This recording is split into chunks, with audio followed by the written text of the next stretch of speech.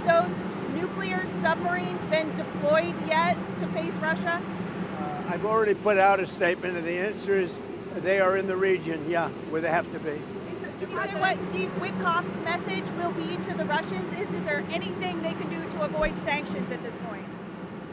Yeah, get a deal where people stop getting killed. They had a number that just came out that a tremendous number of Russian soldiers are being killed.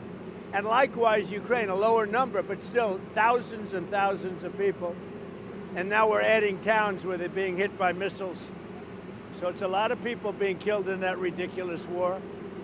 And, you know, we stopped a lot of countries from war, India and Pakistan. We stopped a lot of countries.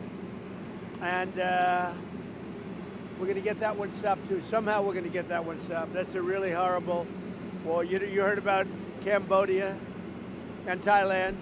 We got that one done. We got the Congo, which was going on for 31 years. Rwanda, that one's done. We stopped a lot of wars. This is the one we seem to be, this should be the easiest to stop, and it's not. I mean, Rwanda and Congo were going on 31 years when I got it stopped. 8 million people dead, at least. That's what they have, but I think the number's much higher. And the leaders of each country, Rwanda and the Congo, they were great. They were great, and they wanted it stopped. 31 years it went on. We stopped a lot of wars. Serbia, Kosovo was going to be happening, and I don't believe it will now, so we stopped that one too.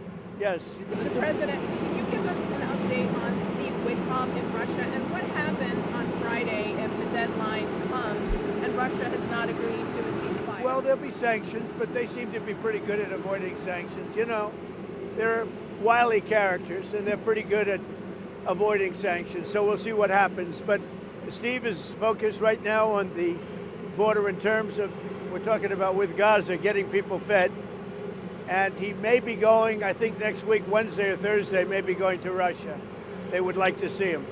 They've asked that he meet, so we'll see what happens. Mr. President, what advice do you have for Republicans on Capitol Hill heading into midterms? What do they need to do? What can they do to, you know, hold? Well, one of the things they're going to be talking about pretty soon are the tremendous drop in drug prices. You know, we've cut drug prices by 1,200, 1,300, 1,400, 1,500%.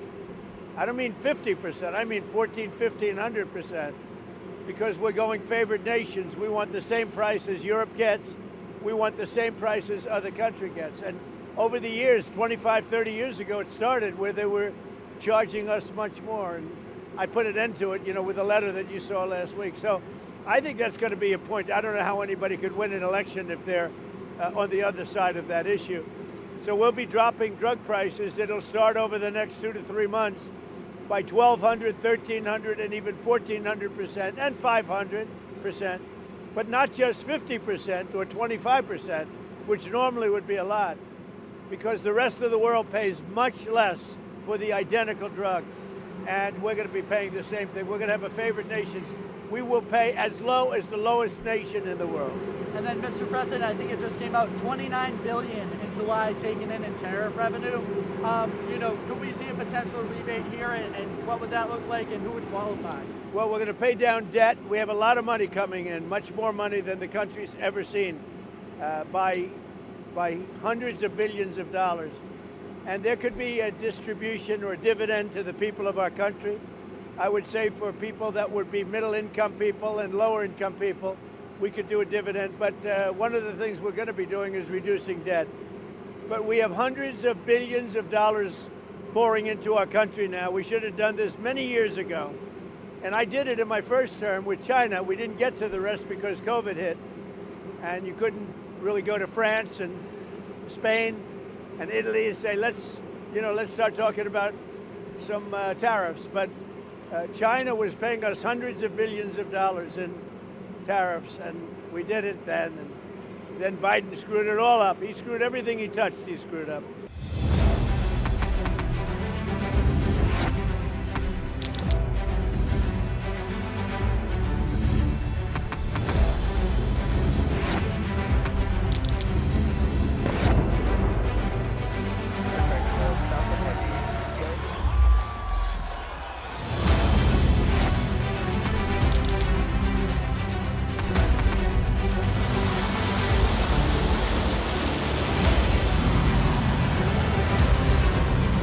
fighting so long and so hard that they don't know what the they're doing.